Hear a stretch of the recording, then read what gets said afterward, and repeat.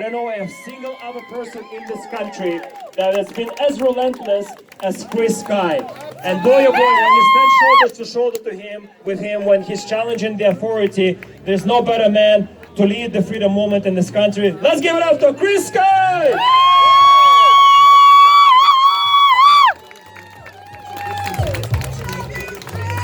Chris, you rock!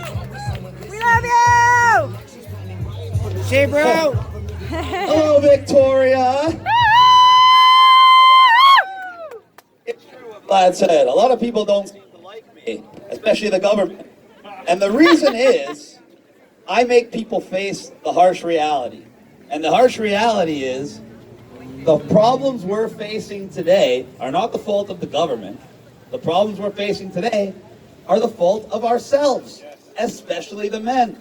If men acted more like me, wouldn't take shit, had a little set of balls, and would stand up for themselves and their families, they would never have put a mask on. They would never have taken a jab. And they definitely would have never closed their businesses. In short, strong men would make this pandemic completely impossible. But in Canada, a strong man has been ostracized. Masculinity in general is under attack. Me standing up for myself, or even standing up for your children, is considered toxic. They want us to be tolerant. Look up the definition of tolerance, and it literally says, putting up with something you know is wrong. How is that a virtue? That's like watching an old woman get beat up and looking the other way, or watching your children get abused and looking the other way. And in fact, many of you did that. Not only did you look the other way, you actually enabled the abusers. When your children came home and said, Mommy, Daddy, I don't want to wear this mask. It makes me feel sick. I can't breathe. I'm getting rashes. What did 99% of the parents say? Listen to your teachers. So not only did you not stand up for your child, you let them know that the state, not the parent, is the primary caregiver. The state is in charge of your children. How do you expect to be a parent and have that kind of responsibility and then hand it off to these teachers? The same teachers that have been grooming your children to question their gender, to want to eat bugs, and to pretty much go along with this entire pandemic because the teachers are some of the weakest members of society because they went through the education system. You think it's an accident that the first places to try to re-mandate masks are our universities? No, it's because they know that those are the people that have been primed through the education system to be compliant and to do as they're told. And if you don't do as you're told, you're a bad person. You're a really bad person. A man is measured by the ability to cause harm. I know that sounds crazy, but if you're a man and you don't have the ability to cause harm or act out or stand up for yourself, then what are you? You're one of the men that will go along with it. You're one of the men that will comply. And you'll tell yourself your compliance is a virtue. You're doing what you're told. You're helping humanity. You're protecting everybody by wearing the mask. The reality is, you just know you do not have the capacity for violence, the capacity to stand up. And that makes you weak. That's all it is. It doesn't make you a good person. It makes you weak. And it makes you irrelevant. And it makes you the reason that this is happening. You all heard the sayings that hard times create strong men, and then strong men create good times create weak men, and weak men create hard times. Well, we're at the part where the men are the weakest that they have ever been. And as a result, we had families getting absolutely destroyed because of COVID. How many families broke up because one parent wanted to vaccinate their kid, or one parent wanted to close the business, or one parent or one partner wanted to go along with the COVID measures and the other didn't? There has never been more division in society than today. And it was all on purpose. It was all done by the government. Because when we're divided, we are weak. You saw that today. We had division right here. We had a whole group of people over there, completely brainwashed, complaining that there's not enough doctors in BC. for their families. Gee, I wonder And they're why. complaining that doctors are choosing to leave BC. And then I went over there, I'm like, well, maybe you shouldn't have fired all the unvaccinated doctors. And they had the audacity to respond, oh, that has nothing to do with it. No, of course not. Really? So firing 20-30% of the doctors and then setting up conditions where the vast majority of doctors are forced to choose between taking an injection that's killed already over 80 of their colleagues in the last year alone. But now we're gonna shit on these doctors that are secretly trying to protect you and your family and their family? That was the biggest government propaganda fake rally I have ever seen in my life. And you could notice it because there were almost as many police officers in the crowd as there were people. And they were there for one purpose, to make sure people like me couldn't go over there and speak. Because if we do, yes, brother. Love you, brother. Thank you, brother. I appreciate that. 'Cause if we went over there and started speaking the truth, we might actually wake more of those people up.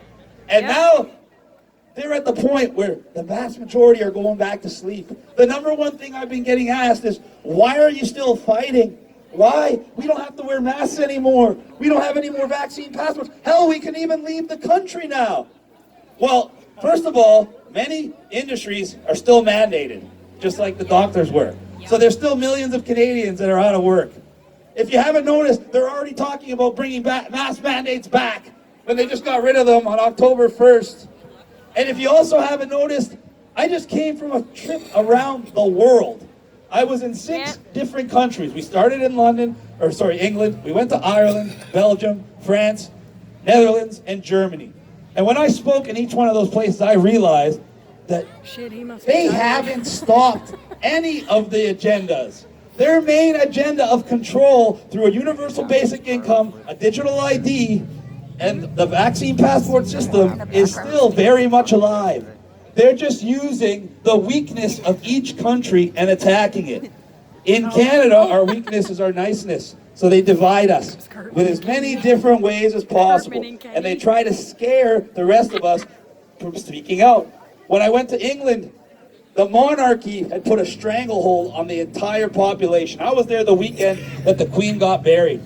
And they had spent so much time, effort, and money to make the people believe that the Queen was the most important thing on the face of the earth. They literally wanted the people to believe that the Queen dying was more important to their life than their own family member passing away. Yeah, that's what their goal is in England, is to make the people believe that they don't matter. Because as soon as you believe that you don't matter, you're more willing to comply with what they tell you. Because they're so much better than you, so much more important than you. How dare you disobey? That's the attitude they tried in England. So I went there to wake them up and let them know that you do matter. You matter just as much as the Queen. In fact, I'm pretty sure your own mother and your own sister and daughter and father and brother matter way more than that old woman passing away. The same woman that wouldn't piss on you if you were on fire. But we're supposed to care that she died. Like, that was the way we had to get through to the English. Then I went to Ireland, a friggin' country so patriotic. Only 5 million Irish people. Do you know that? 5 million in that little country. So what are they doing to them? They're destroying them through displacement. They brought in over 50,000 Ukrainian refugees. That's more than 1 out of every 100 Irishmen is now a refugee from a different country. And that's not an immigrant, that's a refugee. And they're getting precedent over the Irish people. When you go to Ireland, the only homeless people you see are Irish. The only people that can't get work, can't get housing, are the Irish. And they're doing it on purpose. They're making the living conditions so bad that 70% of Irish children, 20 to 22, are considering leaving the country. And why are they doing this? But you know what they used it for instead? They sent it to Zelensky in Ukraine so he could use it to bomb his own people and enrich himself. So then we went over to the Netherlands. And the Netherlands is very, very, very important. They are the #1 food supplier and exporter for all of Europe. And that is why they're ground zero for this fight. That is why they took our trucker convoy and turned it into their own convoy of farmers and ranchers. us. They shouted out Canada. In fact, they invited me there to be the Canadian ambassador and speak on our behalf. So I went there, and we spoke, and I saw firsthand the way they're trying to destroy that country. The government owns the energy company there. This to show you how dangerous nationalization is, aka communism, when the government owns everything and you own nothing. If they want to close your business and you won't listen, they'll just raise your energy costs by about 1,000% over a month. And I saw it firsthand. I saw a person who showed me their energy bill for the last 12 months, and it ranged between 3,700 euro to 4,500 euro. And then all of a sudden, whatever they decide, that's what I'm going to tell you. This guy had the same bill for almost 12 months, ranging 20-30%, and then the next month, it went from 4,500 to 45,000 euro for his business. And obviously he couldn't pay it, so he had to close his business. And that was the tactic that the government uses. They want you to close your business and you won't, they'll just do that in your energy costs, and you're done. And now they're going after the food supply. How? The exact same way we are here. Environmental regulations. Now they're going to tell us that CO2 isn't the main culprit killing us. Now it's nitrogen. And wouldn't you know it, nitrogen, which makes up 75% of our atmosphere, the biggest polluters of nitrogen is our evil farming industry. All the stuff that we need to eat to survive is actually killing the planet. So now, to save the planet, we need to starve the people. And that would sound absolutely ridiculous, except that we've been trained the last 2 years to get to this point with incrementalism. 2 years ago, rights and freedoms, individual rights and freedoms, were paramount to a successful society, to the point where wars were fought and millions of people fought, bled, and died for those rights and freedoms. And then the COVID pandemic came in, and all of a sudden, rights and freedoms were no longer paramount to a society. In fact, individual rights and freedoms are selfish and dangerous. So you're a good person if you give up your rights and freedoms temporarily for your health and safety. That was stage one. And we did it. The vast majority lined up, handed away the rights and freedoms that people friggin' died for on a silver platter with a virtuous, I'll wear my mask for you and everyone else. And then sure enough, what happened? We fast forward 2 years later, and now the new mantra is, not only are individual rights and freedoms selfish and dangerous, individuals in general are selfish and dangerous. So now not only do you get no rights and freedoms, now human beings are the new virus that need to be controlled. And that's what the climate change agenda is all about. COVID and the restrictions were always temporary, right? But now when they transition you into climate change, those same restrictions that were temporary become permanent. And they just eroded even more of your sovereignty and even more of your children's future. And under the guise of climate change and under the guise of lowering nitrogen emissions, they plan on destroying up to 30% of our food supply, while at the same time increasing our population to over 50 million by 2030. So it doesn't take a genius or a mathematician or a scientist to figure out what happens to the average Canadian if our food supply goes down by 30% and our population goes up by 13 or 14 million. You're going to have massive food shortages, and that is the plan. They failed with the masks and the jabs because we did our job. We spread awareness. We provided inspiration and courage, and we got enough people to just say no. And around the world, the people united in non-compliance against these ridiculous measures. So what do? They backed off. They let you put on a mask. They let you take off the mask and put everyone back to sleep.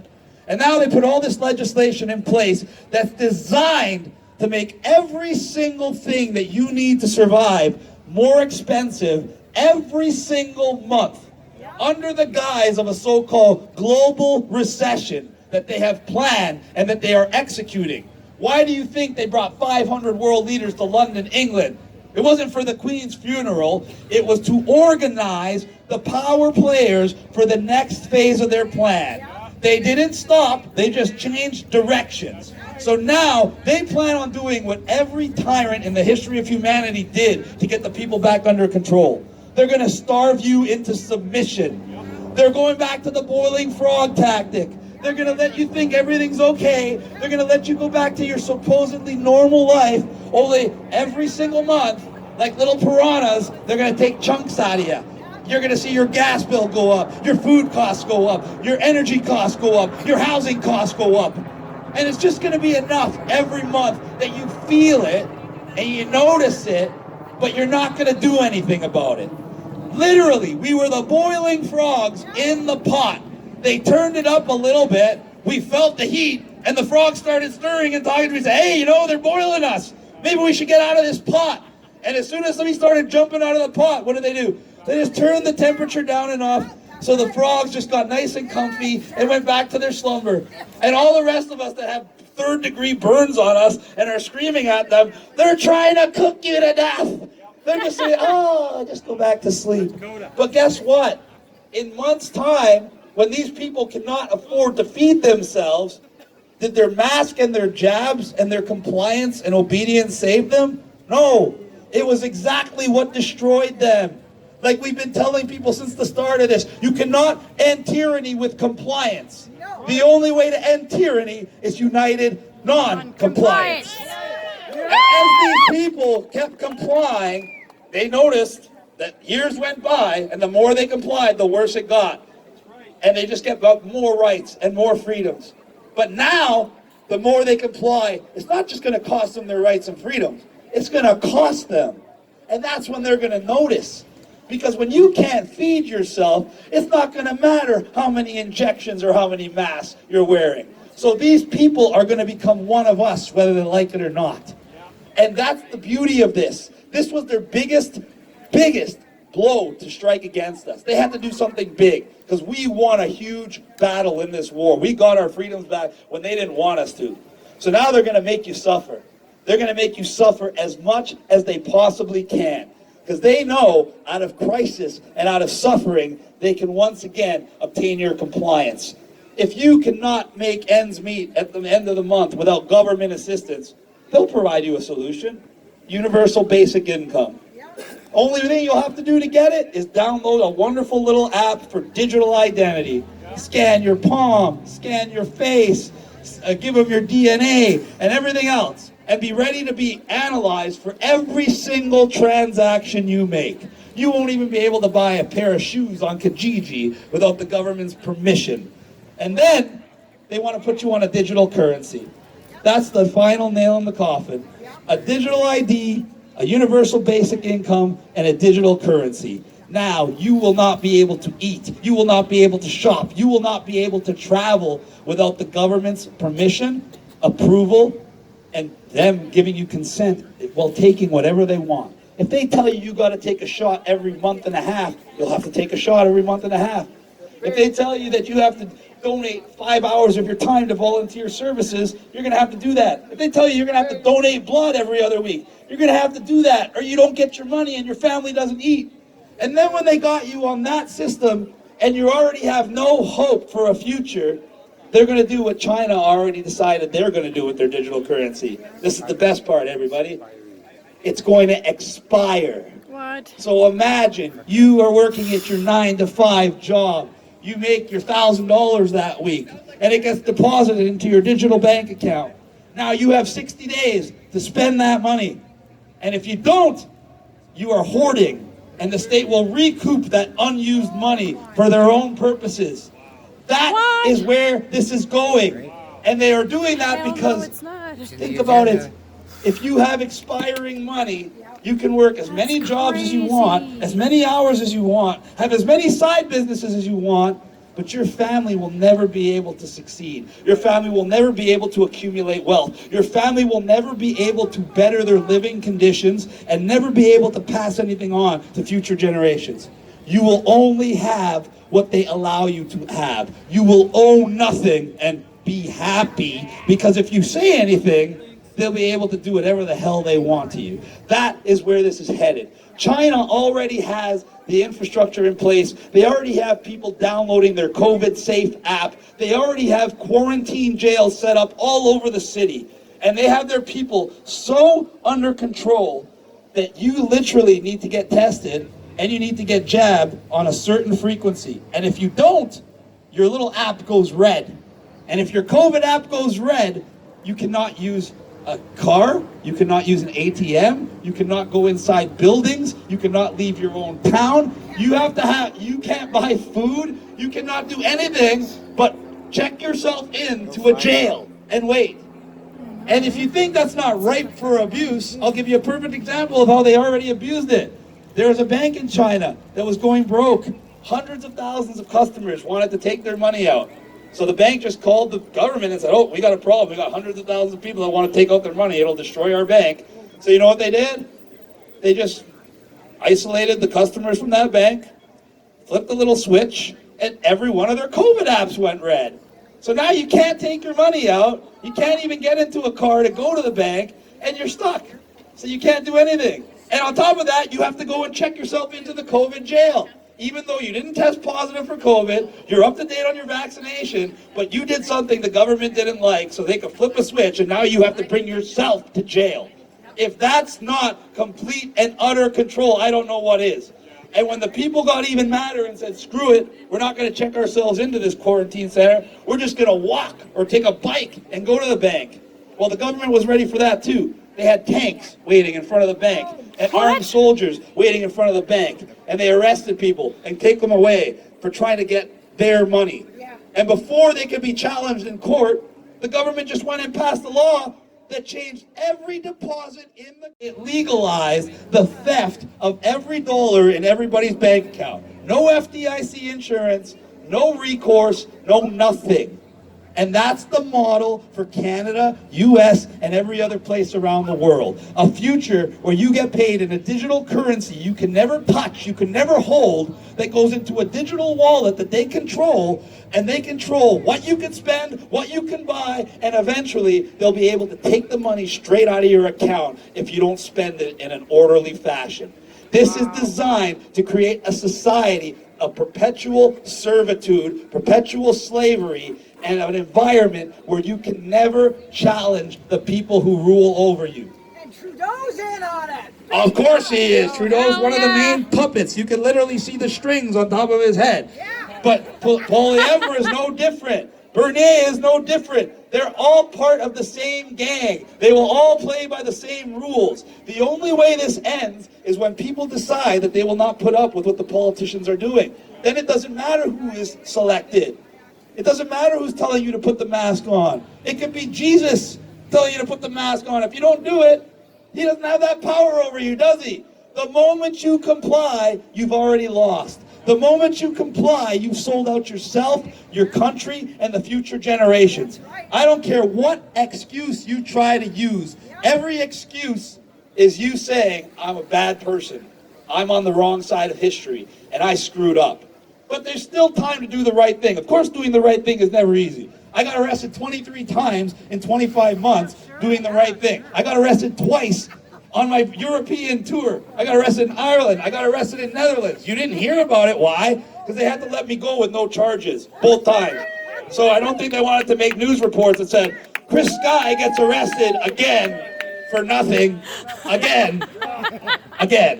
That would have been the news headline. So rather than do that and embarrass themselves, they just quietly let me go because they couldn't charge me. But getting arrested 23 times in 25 months, believe me, I can tell you that doing the right thing is not always easy. Otherwise, it wouldn't be the right thing. And that's why it takes strong men. And that's why it takes men coming to terms with the reality that this only happened because you weren't strong. Every single one of you needs to go home, look at yourself in the mirror and say, I am the problem. Then look at yourself and say, but I'm also the solution. Period. Look at your wives. Look at your children. Look at your friends. And start thinking, these are the people that I need to fight for. This is what I've been fighting for all along. And these people here today, yes, it's a small crowd in comparison to what we normally have. But this is more important than the big ones. The big ones where it's popular to come out. That's already too late at that point. All those people are out here because the restrictions have already been put in place. Their lives have already been tampered with. Their businesses have already been closed. Their marriages have already been ruined. It's the people like us keeping the spark, keeping the momentum alive. So when they try to bring those restrictions back and try to pull the rug out from under us, we're ready. So this is the core of the freedom movement. These are the true warriors of Canada. And you need to all give yourselves a round of applause because you are carrying the torch that's going to bring freedom back to this country and back to the rest of the world. I can tell you, they're losing. They lost the narrative. Even when I was in jail in Ireland, I had the cops come up to me while I was just sitting there minding my own business. One cop came up to me and tapped me, and I looked up at him like, "Yes, officer." He looked at me and he said, "I'm never wearing a fucking mask again." Well, thank you for that. And then he went on and he said, "Every problem in our country today is being caused by our government. I want you to understand that we realize that." So the police know. The people around the world know. Everybody understands what's going on. And the only difference is the silent majority isn't going to stay silent anymore. That's what we need. And the best way to recruit them is with the food. Because how can you demonize a mother or father who's upset that their grocery bill went up exponentially?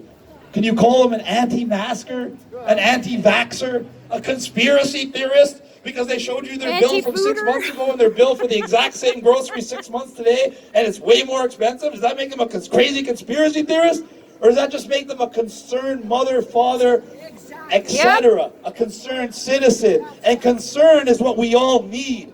And concern and unity is what we all need to get results.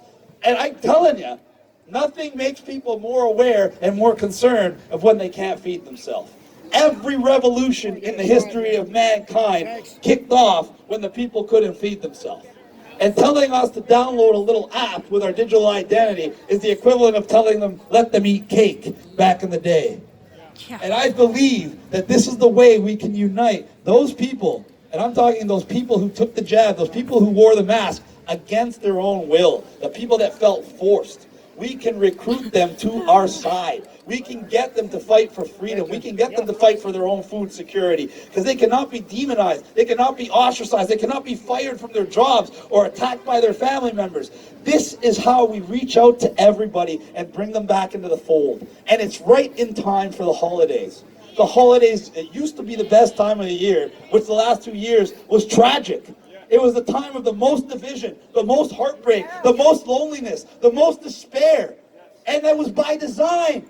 You think they want you to get together with your family and friends and talk about all the wonderful things you want to do and how you're going to live life and how you're going to do this and all the goals and all the things you have planned for the future? No! They want you at home, alone, in a mask, thinking about your next jab and waiting to see what the government tells you to do next. They want you to despair. They want the hopelessness. They want that negative energy, because when you're scared, hopeless, and confused, they can control you. They can turn you against your loved ones, the people who actually care for you. And this is your chance to get those people back. I guarantee you the vast majority of your friends and family regret the way they treated you, and they regret taking the jab and wearing the mask. And if you just go and ask them about it, I guarantee the vast majority will admit it to you, and they will welcome you back with open arms. And this is where we can have a discussion. This is where you can show them what's going to happen next. And you don't have to, you can tell them and they don't have to believe you. Just tell them to save their bills, save their energy bill, save their grocery bill, save their gas bill, and tell me what happens in the next 6 months. That's how we're going to win this war, ladies and gentlemen. It's not just about being patient. It's not just about being resilient. Now, it's up to every one of you to do what I've been doing the last 2 years. You need to wake people up every single day, even if it's one person a week. If everybody did that, we would not be in this mess. Your children would be safe. Our country would be saved. Our future would be secure. And that is your only responsibility as a Canadian citizen, to leave the country in a better state for future generations. I want to have a kid next year. I've been waiting as long as I possibly can. I'm almost 40 years old. If I don't have one soon, I'm going to be a fucking senior citizen. But at the same time, I was on so many charges, and I was worried so much about where our country's going to be in 3 years. The last thing I wanted to do is bring a kid into this crazy world. But thankfully, I got off every single one of my charges in Alberta, by the way. 4 separate arrests, over a dozen charges. I got all the charges. Thank you for who you are. Nathan? System went down. They don't want to hear you. Who's got a megaphone? Screw the system! Who's got a megaphone? Isn't that funny, Chris, how these things just happen? I guess they don't want me to have a kid. That's right. Yeah. Damn it. Now's your chance. I'm afraid of cloning myself. Canadian is to leave our country in a better state for the future generations, not in a state where they're going to be in a perpetual servitude for the rest of their life. And all it takes is for us to stand strong. All it takes is for us to keep spreading the word. All it takes is for us to just keep saying no. Do not rely on politicians. Do not rely on people that say they will lead you out of this. Rely on yourselves to be the leaders for your household, for your family, for your friends. Work together within your communities. That is where the strength lies. We can't go to big cities like Vancouver and Toronto and expect to reach all those people. They're brainwashed. The vast majority of them literally have about an hour a day. Think about it. They sleep 8 to 10 hours a day. They spend 2 hours a day getting to and from work. They spend 2 to 3 hours a day eating and drinking. So what are we at? We're already at 15 hours. Then they spend 8 hours working. So that's 23 hours of their day, of their 24-hour day gone. And then what do they do with their last hour? They probably play on Facebook and watch a little bit of TV. So can you really blame them for not knowing what's going on? No, you can't. But that's why the rural communities are so important. There's a totally different attitude. And that's why when we go on tour, we hit the big cities because we have to. But we hit the smaller towns because that's where you can make the most impact. If you can get 1,000 people to come out in a town of 20, 30,000, that's the kind of numbers where you can make change literally overnight. And if you can make change in all the small communities surrounding the big cities, then it has no other option but to permeate those cities. And that is why they're attacking these rural communities. That's why they don't want you to be around each other, because they know when you come together, they can't control you. They know when you come together, you will have the strength to act in the best interest of your children. So do not let them make you be isolated this holiday season. Get together with your families and friends. Let them know what's happening. Let them know what's coming. Make them take notes of what they're spending so they can see it for themselves. And every month, as more and more people get angry and more people have trouble making ends meet, our numbers will grow, and they will grow exponentially. And we will hit a critical mass where we will be able to impose our will on our government, which it's supposed to be like in the first place. We do not work for the government works for us. We do not do what the government tells us, the government does what we tell them. It's that simple, ladies and gentlemen. Do not forget it. And just look around today and look at the people that are standing with you. It's literally every facet of life, every ethnicity, every age group, men, women, children. You know what we all have in common? We're Canadians that believe in freedom. And believe me, there's a lot more where we came from.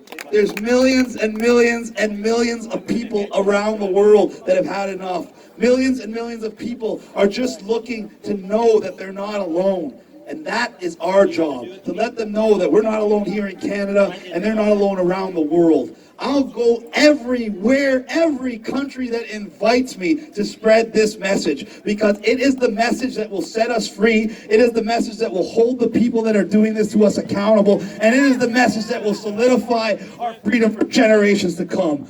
God bless you all. I love you. Thank you.